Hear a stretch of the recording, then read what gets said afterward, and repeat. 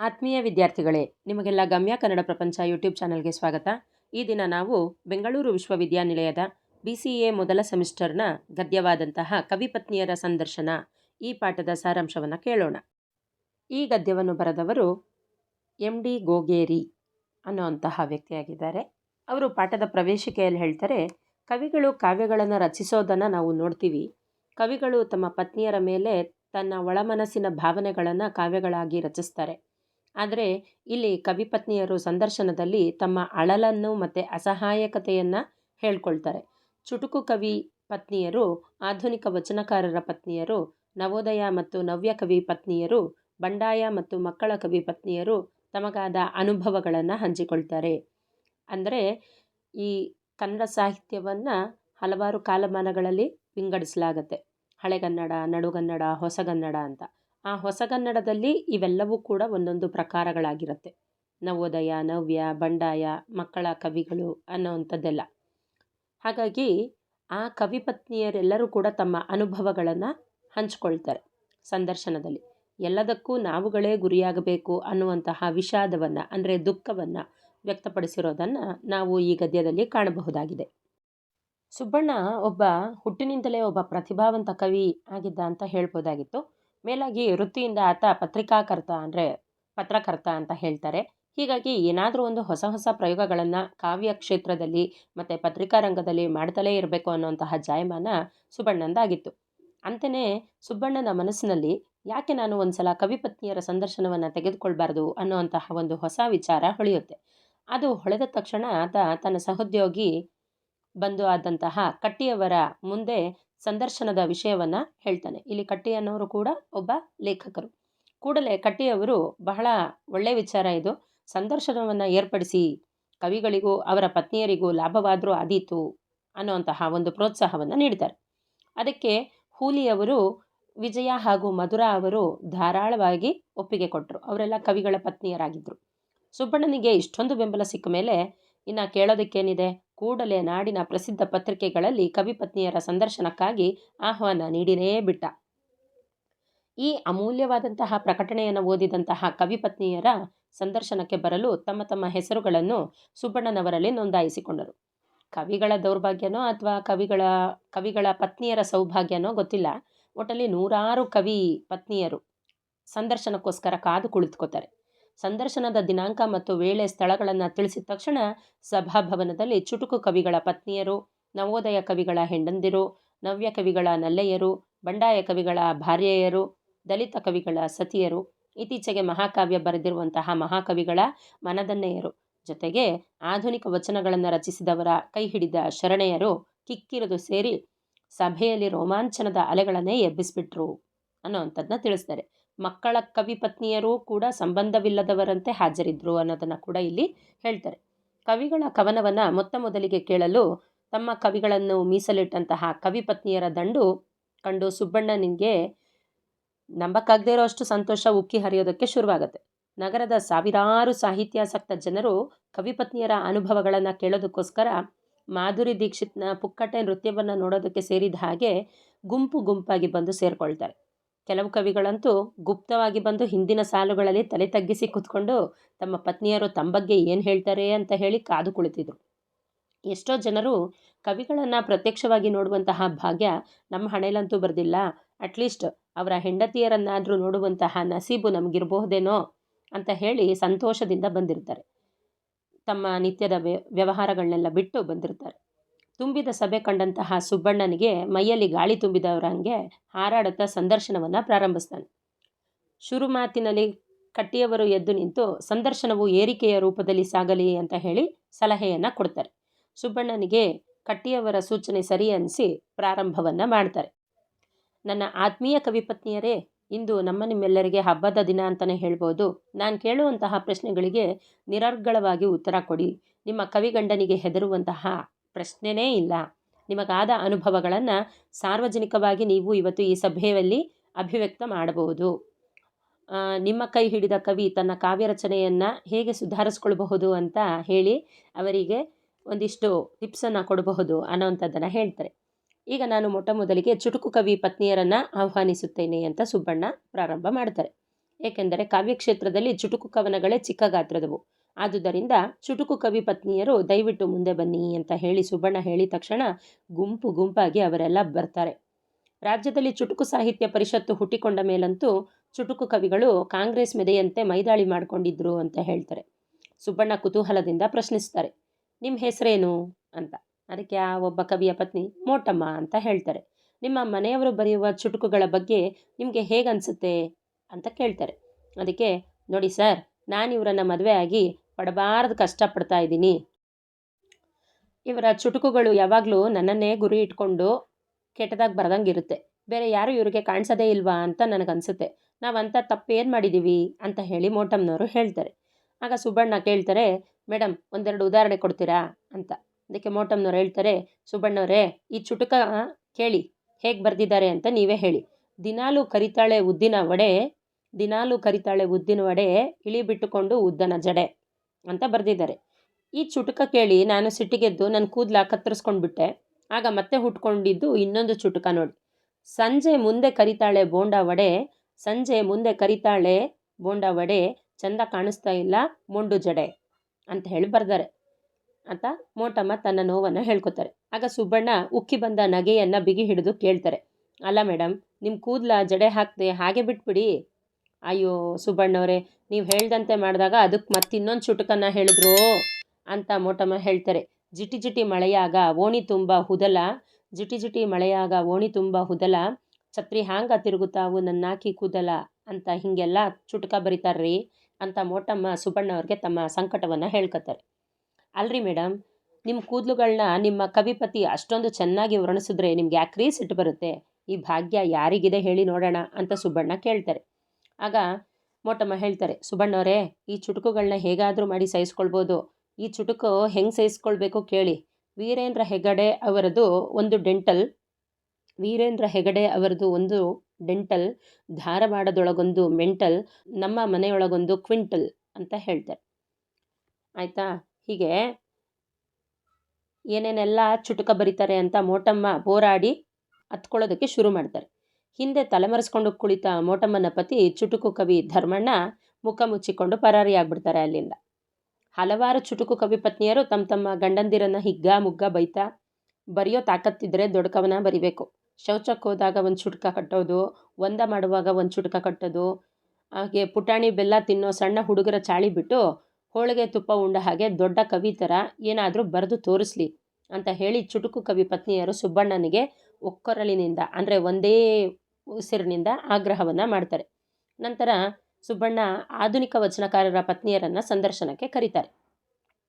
ಅಮ್ಮ ಅವರೇ, ನಿಮ್ಮ ಪತಿ ವಚನಗಳನ್ನು ರಚಿಸುತ್ತಾ ಇರುವುದು ನಿಮಗೆ ಹೇಗನ್ಸುತ್ತೆ ಹೇಳಿ ಅಂತ ಕೇಳ್ತಾರೆ. ಅದಕ್ಕೆ ಅವ್ರು ಹೇಳ್ತಾರೆ, ನೋಡಿ ಸುಬ್ಬಣ್ಣವರೇ, ವಚನ ಬರೆಯೋ ಗಂಡಸರೆಲ್ಲ 60 ವರ್ಷ ದಾಟ್ದವರೇ ಆಗಿದ್ದಾರೆ. ಅವ್ರಿಗೆ ನಮ್ಮ ವರ್ಣನೆ ಮಾಡೋಕ್ಕೆ ಸಾಧ್ಯನೇ ಇಲ್ಲ.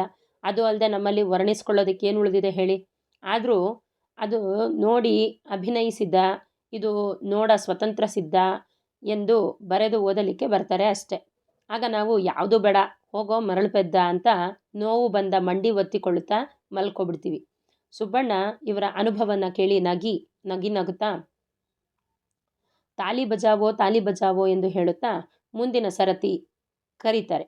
ನವೋದಯ ಕವಿಗಳ ಪತ್ನಿಗಳ ಸರತಿ ಇರುತ್ತೆ. ಆಯಿತಾ? ದಯಮಾಡಿ ಮುಂದೆ ಬನ್ನಿ ಎಂದೊಡನೆ ಕೇವಲ 4 ಪತ್ನಿಯರು ಬಹಳ ಹಿಗ್ಗಿನಿಂದ ನಗ್ನಗ್ತಾ ಬರ್ತಾರೆ. ಪಳೆಯೊಳಿಕೆಯಂತೆ ಉಳಿದಿದ್ದಂತಹ ಈ ಮಂದಿ ವಯಸ್ಸಿನ ಕವಿಪತ್ನಿಯರನ್ನು ಪ್ರಶ್ನಿಸ್ತಾರೆ. ಮೇಡಮ್ ಅವರೇ, ನಿಮ್ಮ ಕವಿಪತಿಗಳು ನವೋದಯದ ಜಾಡಿನಲ್ಲಿ ಕವನ ರಚಿಸ್ತಾರೆ. ಆ ಕವನಗಳ ಬಗ್ಗೆ ನಿಮ್ಮ ಅನಿಸಿಕೆ ಏನು ಅಂತ ಕೇಳ್ತಾರೆ. ಅವರೆಲ್ಲರೂ ಒಂದೇ ಉತ್ತರವನ್ನು ಕೊಡೋದಕ್ಕೆ ಶುರು ಮಾಡ್ತಾರೆ. ಸುಬ್ಬಣ್ಣವರೇ, ನಾವು ಕವಿಪತ್ನಿಯರಾದದ್ದು ನಮ್ಮ ಪೂರ್ವ ಜನ್ಮದ ಪುಣ್ಯ. ಆಯಿತಾ? ನಮ್ಮ ಗಂಡಂದಿರು ನಮ್ಮ ಮೂಗು, ನಮ್ಮ ಕಣ್ಣು, ನಮ್ಮ ಕಿವಿ, ನಮ್ಮ ಕೇಶ, ನಮ್ಮ ಬಳೆ, ನಮ್ಮ ಬೆರಳು, ನಮ್ಮ ಬಾಯಿ, ನಮ್ಮ ತುಟಿ, ನಮ್ಮ ಸೀರೆ, ಜಂಪರುಗಳನ್ನು ಸಾಧ್ಯಂತವಾಗಿ 50 ವರ್ಷಗಳಿಂದ ವರ್ಣಿಸ್ಕೊಳ್ತಾ ಕವನ ರಚನೆ ಮಾಡ್ತಾರೆ. ಅವು ಸೊಟ್ಟಾಪಟ್ಟ ಇದ್ದರೂ ಅಂದವಾಗಿ ನೀಟಾಗಿವೆ ಅಂತ ಹೊಗಳ್ತಾರೆ. ಹೀಗಾಗಿ ನಮ್ಮಲ್ಲಿ ಒಂಥರ ಥ್ರಿಲ್ ಇರುತ್ತೆ. ಪ್ರೀತಿಯಿಂದ ಅವರನ್ನು ಜೋಪಾನ ಮಾಡ್ತೇವೆ. ಒಮ್ಮೊಮ್ಮೆ ಇವರು ವರ್ಣನೆ ಮಾಡಿದ್ದು ನನ್ನನ್ನೋ ಅಥವಾ ಬೇರೆಯವಳನ್ನೋ ಅಂತ ಕೂಡ ಸಂಶಯ ಬಂದಿದ್ದು ಇದೆ ಅಂತ ಹೇಳ್ತಾರೆ. ಆದರೂ ಕಣ್ಗಾವಲಿನಲ್ಲಿ ಚೆಕ್ ಮಾಡ್ತಾ ಇರ್ತೀವಿ. ಕವಿಗೋಷ್ಠಿಗೆ ಒಬ್ಬೊಬ್ಬರನ್ನೇ ಕಳಿಸೋದಿಲ್ಲ, ನಾವು ಕೂಡ ಅವ್ರ ಬೆನ್ನ ಹಿಂದೆನೇ ಹೋಗಿರ್ತೀವಿ ಅಂತ ಹೇಳ್ತಾರೆ. ಸುಬ್ಬಣ್ಣ ಆನಂದದಿಂದ ಒಂದೆರಡು ಸ್ಯಾಂಪಲ್ ಹೇಳ್ತೀರಾ ಅಂತ ಕೇಳ್ತಾರೆ.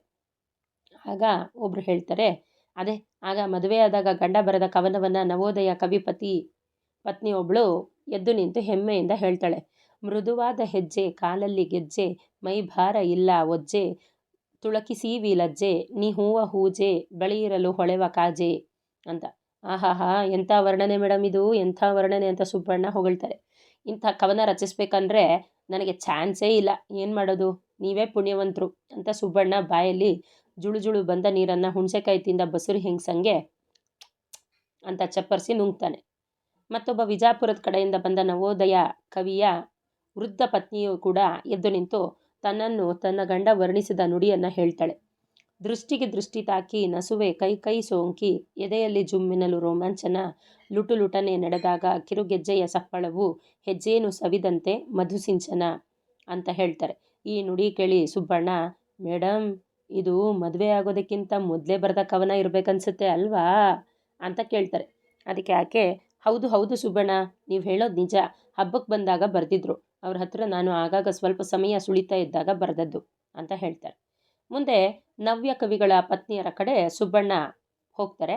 ಮೇಡಮ್ ಅವರೇ, ಈ ಕವನಗಳು ನಿಮಗೆ ಹೇಗೆ ಅನ್ನಿಸ್ತಾ ಇವೆ ಅಂತ ಕೇಳ್ತಾನೆ. ಆಗ ನವ್ಯ ಕವಿ ಪತ್ನಿಯೊಬ್ಬಳು ಎದ್ದು ನಿಂತು, ನವೋದಯ ಕವಿಗಳ ಕೈ ಹಿಡಿದ ಹೆಣ್ಣುಗಳ ನಸೀಬು, ಮುಂದೆ ನಮ್ಮ ನಸೀಬ್ ಯಾತಕ್ಕೂ ಬೇಡ ಸುಬ್ಬಣ್ಣವರೇ, ವರ್ಣಿಸ್ಕೊಳ್ಳೋದಕ್ಕೂ ಪೂರ್ವಜನ್ಮದ ಪುಣ್ಯ ಮಾಡಿರಬೇಕು ಅಂತ ತನ್ನ ಕೈಯನ್ನು ಹಿಸುಕಿಕೊಳ್ತಾಳೆ. ಇದನ್ನು ನೋಡಿ ನವೋದಯ ಕವಿ ಪತ್ನಿ ಅವಳನ್ನು ಸಮಾಧಾನ ಪಡಿಸುತ್ತಾ, ಈಗ ಎಲ್ಲಿ ಅಂತ ಸ್ಫೂರ್ತಿ ಬರಬೇಕಮ್ಮ, ಮಗ್ಗುಲು ನಿಂತರೆ ಮುಖ ತಿರುಗ್ತಾರೆ, ಮುಟ್ಟಿದ್ರೆ ಹಾವು ತುಳಿದೋರಂಗೆ ಹಾರಿ ಬೀಳ್ತಾರೆ, ಆ ಕಾಲ ಎಲ್ಲ ಹೋಯ್ತು ಬಿಡು ಅಂತ ಹೇಳಿ ಆಕೆ ಕೂತ್ಕೋತಾಳೆ. ಸುಬ್ಬಣ್ಣ ಆಗ ನವೋದಯ ಕವಿಗಳಿಗೆ ಜಯವಾಗಲಿ ಅಂತ ಹೇಳಿ ಘೋಷಣೆ ಮಾಡಿ ನವ್ಯ ಕವಿಗಳ ಪತ್ನಿಯರ ಕಡೆಗೆ ಸಾಕ್ತಾರೆ. ನವ್ಯ ಕವಿಗಳ ಪತ್ನಿಯರು ಗಂಭೀರರಾಗಿ ಮುಂದೆ ಬಂದು ನಿಂತ್ಕೊಳ್ತಾರೆ. ಆಗ ಸುಬ್ಬಣ್ಣ, ಮೇಡಮ್ ಅವರೇ, ನೀವು ನವ್ಯ ಕವಿ ಪತ್ನಿಯರು, ಅವರ ಕವನಗಳನ್ನ ಕೇಳಿದಾಗ ನಿಮಗೆ ಹೇಗನ್ಸುತ್ತೆ ಅಂತ ಕೇಳ್ತಾರೆ. ಸುಬ್ಬಣ್ಣವರೇ, ನಮ್ಮ ಕವಿಗಳಿಗೆ ಸಿಡುಕು ಬಹಳ, ಇವರಿಗೆ ಶಬ್ದ ಪಾವಿತ್ರ್ಯತೆ ಇರೋದು ತುಂಬ ಕಡಿಮೆ, ಇದ್ದುದನ್ನು ಇದ್ದಂಗೆ ಹೇಳ್ತಾರೆ, ರಾಜಕೀಯ ವ್ಯಕ್ತಿಗಳನ್ನು ಜಾಲಾಡ್ತಾರೆ, ಪ್ರೇಮವನ್ನು ಬತ್ತಲೆಯಾಗಿ ಅಭಿವ್ಯಕ್ತಿಗೊಳಿಸ್ತಾರೆ. ಇವರು ಮದುವೆ ಆದಮೇಲೆ ಹೆಂಡಿರನ ಕುರಿತು ಬರೆದಿದ್ದಂತೂ ಇಲ್ಲವೇ ಇಲ್ಲ, ಆಯಿತಾ. ಗೇಯ ಗೀತೆಗಳನ್ನು ರಚಿಸೋದಕ್ಕೆ ಸಾಧ್ಯನೇ ಇಲ್ಲ, ಎಲ್ಲೋ ಒಬ್ಬಿಬ್ಬರು ಮಾತ್ರ ಸಾಧಿಸಿಕೊಂಡಿದ್ದಾರೆ. ಆದರೆ ಕವಿಗೋಷ್ಠಿಗಳಲ್ಲಿ ಇವರದ್ದೇ ಮೆಜಾರಿಟಿ. ಒಂದೊಂದು ವಾಕ್ಯಗಳನ್ನು 2-3 ಸಲ ಕೈ ಬೆರಳು ಮುರಿಯುತ್ತಾ ಓದಿ ಕೇಳುಗರ ತಲೆಗೆ ಚಿಟ್ಟಿಡಿಸ್ತಾರೆ.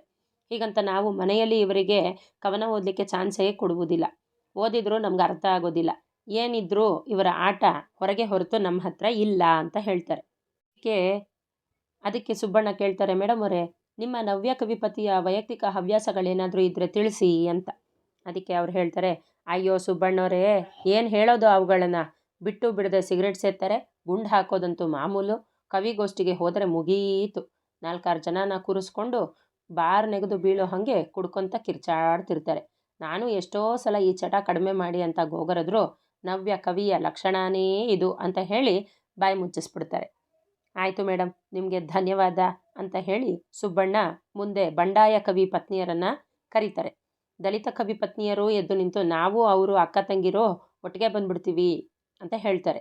ಬಂಡಾಯ ಕವಿ ಮತ್ತು ದಲಿತ ಕವಿ ಇಬ್ಬರು ಹಾಗಾದರೆ ಅಣ್ಣ ತಮ್ಮಂದ್ರು ಇದ್ದಂಗೆ ಅಂತ ಹೇಳಿ ಮುಂದೆ ಬರ್ತಾರೆ. ಹೇಳಿ ಮೇಡಮ್, ಬಂಡಾಯ ಹಾಗೂ ದಲಿತ ಕವಿಗಳ ಪತ್ನಿಯರಾಗಿ ನಿಮ್ಗೇನು ಅನುಭವ ಆಯಿತು ಅಂತ ಸುಬ್ಬಣ್ಣ ಕೇಳ್ತಾರೆ. ಆಗ ನೋಡಿ ಸರ್, ನಮ್ಮ ಬಂಡಾಯ ಕವಿಗಳು ಸಂಪ್ರದಾಯವನ್ನು ವಿರೋಧಿಸ್ತಾರೆ, ನಮಗೆ ಮನೆಯಲ್ಲಿ ಪೂಜೆ ಪುನಸ್ಕಾರ ಮಾಡೋದಕ್ಕೆ ಬಿಡೋದಿಲ್ಲ, ಸ್ವಾಮಿಗಳ ಕಾಲಿಗೆ ನಮಸ್ಕಾರ ಬೇಡ ಅಂತ ಹೇಳ್ತಾರೆ, ನಾವೇ ಬುದ್ಧಿ ಹೇಳಿ ಎಳೆದು ಕರ್ಕೊಂಬರ್ತೀವಿ. ಇವರು ವೈಯಕ್ತಿಕ ಹವ್ಯಾಸಗಳಂತೂ ನವ್ಯ ಕವಿಗಳಿಗಿಂತ ಒಂದು ಕೈ ಮೇಲೆ ಅಂತಲೇ ಹೇಳಬೇಕು. ಆದರೆ ಸಮಾನತೆಯನ್ನು ಬಯಸುತ್ತಾ ಮೂಢನಂಬಿಕೆಯನ್ನು ವಿರೋಧಿಸೋದು ಇವರ ಹೆಗ್ಗಳಿಕೆ ಅಂತಲೇ ಹೇಳ್ಬೋದು ಅಂತ ಹೇಳ್ತಾರೆ. ಅದಕ್ಕೆ ಸುಬ್ಬಣ್ಣ ಎರಡೂ ಪಂಗಡದವರನ್ನು ಅಭಿನಂದಿಸುತ್ತಾ ಕೊನೆಯದಾಗಿ ಮಹಾಕವಿಗಳ ಪತ್ನಿಯರನ್ನು ಸಂದರ್ಶನಕ್ಕೆ ಕೂಗಿದಾಗ ಇಲ್ಲಿವರೆಗೂ ಸಹಿಸಿಕೊಂಡು ಕುಳಿತ ಮಕ್ಕಳ ಕವಿ ಪತ್ನಿಯರು ನೀರು ಬಾರದ ಬಡಾವಣೆಯಲ್ಲಿ ಮಹಿಳೆಯರು ಬರಿಗೊಡ ತಕ್ಕೊಂಡು ಮೇಯರ್ನ ಮನೆ ಏರಿ ಹೋದಂತೆ ಸುಬ್ಬಣ್ಣನ ಮೇಲೆ ಕಂಗಾಲಾಗಿ ಏರ್ಕೊಂಡು ಹೋಗ್ಬಿಡ್ತಾರೆ. ಅವರಲ್ಲಿ ಒಬ್ಬರು, ಯಾಕೋ ಸುಬ್ಬಣ್ಣ, ನಮ್ಮ ಗಂಡಂದಿರು ಕವಿಗಳಲ್ವೇನೋ, ಮಕ್ಕಳ ಕವನಗಳು ಕವನ ಅಲ್ವೇನೋ, ಸಾಹಿತ್ಯ ಪರಿಷತ್ನವರು, ಸಾಹಿತ್ಯ ಅಕಾಡೆಮಿಯವರು ನಮ್ಮ ಮಕ್ಕಳ ಕವಿಗಳನ್ನ ಅಸ್ಪೃಶ್ಯರ ಹಾಗೆ ಕಾಣೋ ಹಾಗೆ ನೀನು ನಮ್ಮನ್ನು ತಿರಸ್ಕಾರ ಮಾಡ್ತಿದ್ಯಾ, ನಮ್ಮ ಪತಿಯರನ್ನು ತಿರಸ್ಕಾರ ಮಾಡ್ತಿದ್ಯಾ, ನಿನ್ನ ಒಂದು ಕೈ ನೋಡೇ ಬಿಡ್ತೀವಿ ಅಂತ ಹೇಳ್ತಾರೆ. ಆಗ ಮಕ್ಕಳ ಕವಿ ಪತ್ನಿಯರ ಕೋಪ ಕಂಡು ಸುಬ್ಬಣ್ಣ ಬೆವ್ತೋಗ್ತಾನೆ. ತಪ್ಪಾಯಿತು, ನಿಮ್ಮನ್ನು ಮರ್ತಿದ್ದು ಅಪರಾಧ ಆಗೋಯ್ತು. ನಿಮ್ಮ ಕವಿ ಗಂಡಂದಿರು ಬಿಲ್ಡಿಂಗಿಗೆ ಬುನಾದಿ ಇದ್ದಂಗೆ, ಬನ್ನಿ ಅಮ್ಮ ಬನ್ನಿ ಅಂತ ಹೇಳಿ ಸುಬ್ಬಣ್ಣ ಮಕ್ಕಳ ಕವಿ ಪತ್ನಿಯರನ್ನು ಕರೀತಾರೆ. ಹೇಳಿ ತಾಯಿ, ನಿಮ್ಮ ಪತಿ ಮಕ್ಕಳನ್ನೇ ಕುರಿತು ಏಕೆ ಪದ್ಯ ಬರೀತಾರೆ ಅಂತ. ನೋಡಿ ಸುಬ್ಬಣ್ಣರೇ, ನಮ್ಮ ಗಂಡಂದಿರು ಕನ್ನಡ ಶಾಲೆ ಮಾಸ್ಟ್ರು. ಶಾಲೆಯಲ್ಲೂ ಮಕ್ಕಳು ಗಂಟು ಬಿದ್ದಿರ್ತವೆ, ಮನೆಯಲ್ಲೂ ಮಕ್ಕಳು ಗಂಟು ಬಿದ್ದಿರ್ತವೆ. ಅದಕ್ಕೆ ಅವರು ಮಕ್ಕಳ ಕವನ ಬರೀತಾರೆ ಅಂತ ಹೇಳ್ತಾರೆ. ಆ ಕವನಗಳನ್ನ ಕೇಳಿ ನಿಮ್ಗೆ ಹೇಗೆ ಅನಿಸುತ್ತೆ ಅಂತ ಸುಬ್ಬಣ್ಣ ಕೇಳ್ತಾರೆ. ಅದರಲ್ಲೇನು ಮಹಾ ಇದೆ ಸುಬ್ಬಣ್ಣ, ಮಕ್ಕಳ ಜೊಲ್ಲು, ಮಕ್ಕಳ ಹಲ್ಲು, ಅವರ ತೊಡುವ ಚಡ್ಡಿ, ಪಾಟಿ, ಆಟಿಕೆ ಸಾಮಾನು ಕುರಿತು ಬರೀತಾರೆ. ಏನೇ ಆದರೂ ನಮ್ಮ ಗೊಡವೆಗೆ ಬರೋದಿಲ್ಲ, ನಮ್ಗೆ ಅಷ್ಟೇ ಸಾಕು ಅಂತ ಆ ಕವಿ ಪತ್ನಿ ಹೇಳ್ತಾರೆ. ಅಡ್ಡಿ ಇಲ್ಲ, ಮಕ್ಕಳ ಕವಿ ಪತ್ನಿಯರಿಗೆ ಮಕ್ಕಳ ಕವಿಗಿಂತಲೂ ಸ್ವಾಭಿಮಾನ ಸಿಟ್ಟು ಹೆಚ್ಚಾಗಿದೆಯಲ್ಲ, ಇದೇ ಸಂತೋಷ ಅಂತ ಸುಬ್ಬಣ್ಣ ಸಮಾಧಾನ ಪಡಿಸಿ ಕೊನೆಯದಾಗಿ ಮಹಾಕವಿ ಪತ್ನಿಯರನ್ನು ಕರೀತಾರೆ. ಕೇವಲ ಬೆರಳೆಣಿಕೆ ಎಷ್ಟು ಮಾತ್ರ ಈ ಮಹಾಕವಿ ಪತ್ನಿಯರಿರ್ತಾರೆ. ಅವರು ಮುಂದೆ ಬಂದು ಕೂತ್ಕೊಳ್ತಾರೆ. ಸುಬ್ಬಣ್ಣ ಅವರನ್ನು ಸ್ವಾಗತಿಸ್ತಾ, ಮೇಡಮ್ ಅವರೇ, ನೀವು ಬಿಡಿ, ಕವಿಗಳ ಪತ್ನಿಯರಂತೆ ಚಿಲ್ಲರೆ ಅಲ್ಲ, ಇಡಿಯಾದ ಮಹಾಕವಿಯ ಪತ್ನಿಯರು. ನಿಮ್ಮ ಸ್ಥಾನಮಾನ ಹೆಚ್ಚು ಅಲ್ವಾ, ದಯವಿಟ್ಟು ನಿಮ್ಮ ಅನುಭವನ ಹಂಚ್ಕೊಳ್ಬೇಕು ಅಂತ ಹೇಳ್ತಾರೆ. ಆಗ ಸುಬ್ಬಣ್ಣ, ನಮ್ಮ ಮಹಾಕವಿ ನಿಜವಾಗ್ಲೂ ಮಹಾಕವಿನೇ ಅಂತ ಕವಿ ಪತ್ನಿಯೊಬ್ಬರು ಹೇಳೋದಕ್ಕೆ ಶುರು ಮಾಡ್ತಾರೆ. ಇವರ ಕಾವ್ಯ ಈಗೋ ನೋಡಿ, ಇಷ್ಟು ದಪ್ಪ ಇದೆ, ಒಂದೇ ಕೈಯಿಂದ ಎತ್ತೋದಕ್ಕೆ ಸಹಿತ ಆಗೋದಿಲ್ಲ. ಈ ಕಾವ್ಯ ಬರೆಯೋದಕ್ಕೇ 4-6 ವರ್ಷ ಹಿಡಿತವೆ. ಹಗಲು ರಾತ್ರಿ ಯಾವುದೂ ಲೆಕ್ಕಕ್ಕಿರಲಿಲ್ಲ. ನಾನು ಚಹಾ ಕಾಫಿ ಮಾಡಿ ಮಾಡಿ ಸತ್ತೋಗಿದ್ದೀನಿ. ಹಳೆ ಕಥೆನೇ 2ನೇ ಕ್ಲಾಸ್ನ ಹುಡುಗರೂ ಓದೋ ಹಾಗೆ ಸರಳವಾಗಿ ಬರೆದಿದ್ದು. ಪ್ರಕಟಣೆಗಂತೂ ಲಕ್ಷ ಕೈ ಚಾಚಿ ಚೆಲ್ಬಿಟ್ಟು ಹೋಗ್ಬಿಟ್ಟಿದೆ. ವಿಮರ್ಶೆ ಮಾಡೋದಕ್ಕೆ ಹಲವಾರು ವಿಮರ್ಶಕರು ತುದಿಗಾಲ ಮೇಲೆ ನಿಂತ್ಕೊಂಡಿದ್ದಾರೆ. ಅವರು ಗೌರವಧನದ ಮೇಲೆ ಅಳತೆ ಮಾಡಿ ಹೊಗಳ್ತಾರೆ. ಒಟ್ಟಲ್ಲಿ ಮಹಾಕವಿ ಪಟ್ಟ ಇವ್ರಿಗೆ ಸಿಕ್ಕಿದೆ. ಆದರೆ ಮಹಾಕವಿ ಪತ್ನಿ ಅಂತ ನನಗೂ ಕರೀತಾರೆ. ಈ ಕಾವ್ಯನ ಮುಂದೆ ಯಾರು ಓದ್ತಾರೋ ಬಿಡ್ತಾರೋ ಅದು ಮಾತ್ರ ದೇವರಿಗೇ ಗೊತ್ತು. ಒಟ್ಟಲ್ಲಿ ಪಂಪ, ರನ್ನ, ಕುಮಾರವ್ಯಾಸರ ಸಾಲಲ್ಲಿ ನನ್ನ ಗಂಡನೂ ನಿಂತಿದ್ದಾನೆ ಅನ್ನೋದೇ ನನಗೂ ಸಂತೋಷ ಅಂತ ಮಹಾಕವಿಯ ಪತ್ನಿ ಹೇಳ್ತಾರೆ. ಮೇಡಮ್ ಅವರೇ, ನಿಮ್ಮ ಮಹಾಕವಿಗಳು ಬಂದಿದ್ದರೆ ಅವ್ರನ್ನ ವೇದಿಕೆ ಕರಿಬೋದಾ ಅಂತ ಕೇಳ್ತಾರೆ ಸುಬ್ಬಣ್ಣ. ಅಯ್ಯೋ ಅದಕ್ಕೇನಂತೆ, ಮುದ್ಮಾಗಿ ಬಂದಿದ್ದಾರೆ, ಹಿಂದೆ ಕೂತ್ಕೊಂಡಿದ್ದಾರೆ, ಕರೀರಿ ಬರ್ತಾರೆ ಅಂತ ಹೇಳ್ತಾರೆ. ದಯವಿಟ್ಟು ಮಹಾಕವಿಗಳು ವೇದಿಕೆಗೆ ಬರಬೇಕು ಅಂತ ಸುಬ್ಬಣ್ಣ ಕರೆದ ತಕ್ಷಣ ಮಹಾಕವಿಗಳೆಲ್ಲ ಗಂಭೀರವಾಗಿ ವೇದಿಕೆಗೆ ಬರ್ತಾರೆ. ಅವರು ಹೆಜ್ಜೆ ಹಾಕಿದ ಹಾಗೆ ಸಭೆ ರೋಮಾಂಚನವಾಗಿ ಮಹಾಕವಿಗಳಿಗೆ ಜಯವಾಗಲಿ, ನಾವು ನಿಮ್ಮ ಮಹಾಕಾವ್ಯವನ್ನು ಓದಬೇಕು ಅಂತ ಹೇಳಿ ಕೂಗೋದಕ್ಕೆ ಶುರು ಮಾಡ್ತಾರೆ. ಆಗ ಮಹಾಕವಿಗಳು ಸಭೆಗೆ ಕೈ ಮುಗಿದು ಮಹಾಕಾವ್ಯವನ್ನು ಎತ್ತಿ ತೋರಿಸುತ್ತಾ, ನಿಮ್ಮ ಆಸಕ್ತಿ ಪ್ರೋತ್ಸಾಹಗಳೇ ನನ್ನ ಕಾವ್ಯಶಕ್ತಿಗೆ ಸ್ಫೂರ್ತಿ. ನಿಮಗಿಷ್ಟು ಆಸೆ ಇದ್ದ ಮೇಲೆ ಒಂದೊಂದು ಪ್ರತಿಯನ್ನು ಗೌರವ ಪ್ರತಿಯಾಗಿ ತೆಗೆದುಕೊಂಡು ನನ್ನನ್ನು ಮುಕ್ತಗೊಳಿಸಬೇಕು ಅಂತ ಹೇಳಿ ಕೇಳ್ಕೊಂಡಾಗ ಕಾವ್ಯಾಸಕ್ತರು ಓದಲಿಕ್ಕೆ ತೆಗೆದುಕೊಂಡರೆ ನಿರಾಸಕ್ತರು ನಿದ್ರೆ ತೆಗೆಯುವ ಹಾಗೆ ತಲೆಗುಂಬಿಗೆ ಬಂದಿತ್ತೆಂದು ಹೊತ್ತುಕೊಂಡು ನಡೀತಾರೆ. ಅಂದರೆ ಎಲ್ಲರಿಗೂ ಫ್ರೀಯಾಗಿ ಆ ಮಹಾಕಾವ್ಯದ ಒಂದು ಕಾಪಿಯನ್ನು ಹಂಚ್ತಾರೆ. ಅದರಲ್ಲಿ ತಗೊಂಡೋದವ್ರು ಎಷ್ಟು ಜನ ಓದ್ತಾರೋ ಬಿಡ್ತಾರೋ ಗೊತ್ತಿಲ್ಲ, ಆದರೆ ಒಟ್ಟಲ್ಲಿ ನಿರಾಕರಣೆ ಮಾಡದೆ ತೆಗೆದುಕೊಂಡು ಹೋಗ್ತಾರೆ ಅನ್ನುವಂಥದ್ದು ಇಲ್ಲಿ ಲೇಖಕರು ಹೇಳ್ತಾರೆ. ಕೊನೆಯದಾಗಿ ಈ ಕವಿಪತ್ನಿಯರ ಸಂದರ್ಶನ ಅನ್ನುವಂಥದ್ದು ಒಂದು ಹಾಸ್ಯಮಯವಾದಂತಹ ಗದ್ಯವಾಗಿದ್ದು, ಕವಿಗಳ ಪತ್ನಿಯರು ಅವರ ಜೀವನದಲ್ಲಿ ಅವರ ಕವಿಪತಿಯರಿಂದ ಅನುಭವಿಸಿದಂತಹ ಸಂತೋಷ, ದುಃಖ, ನೋವು ಮತ್ತು ಸಂಕಟ ಇವೆಲ್ಲವನ್ನು ಕೂಡ ಜನರಿಗೆ ತಿಳಿಸುವಂತಹ ಒಂದು ಕಾರ್ಯವನ್ನು ಮಾಡಿದೆ ಅಂತ ಹೇಳಬಹುದು. ಮುಂದಿನ ಪಾಠಗಳ ವಿವರಣೆಗಾಗಿ ನಿರಂತರವಾಗಿ ಗಮ್ಯ ಕನ್ನಡ ಯೂಟ್ಯೂಬ್ ಚಾನಲನ್ನು ಲೈಕ್ ಮಾಡಿ, ಶೇರ್ ಮಾಡಿ, ಸಬ್ಸ್ಕ್ರೈಬ್ ಮಾಡಿ. ಧನ್ಯವಾದಗಳು.